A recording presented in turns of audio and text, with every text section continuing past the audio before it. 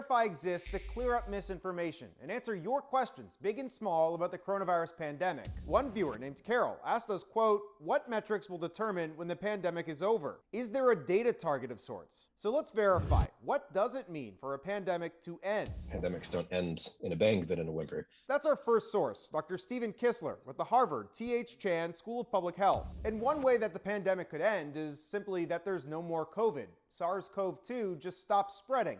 But our experts say that this one is pretty unlikely. So instead, what I think we'll be looking for is something where COVID poses a similar risk on the population level as other things that we're familiar with. Flu is another really good example here, where we have enough people vaccinated, where we've especially vaccinated the most vulnerable to severe infection, to severe disease and death. Dr. Linda Nabha, an infectious diseases expert from the University of Pittsburgh, agrees. Infection rate, hospitalizations, and deaths are sort of the three major endpoints we look at, in addition to what we've talked about before is herd immunity. Herd immunity is when enough of the population has been vaccinated to protect those who haven't been. And really, our experts say that the end of the pandemic will depend on where in the world you live. Here's an example. Let's take these two infectious diseases, HIV and tuberculosis. The WHO says that 1.5 million people still die from TB every year. And in 2019, almost 700,000 people died of HIV-related causes. Dr. Kissler believes that they're both still pandemics, but they're mostly affecting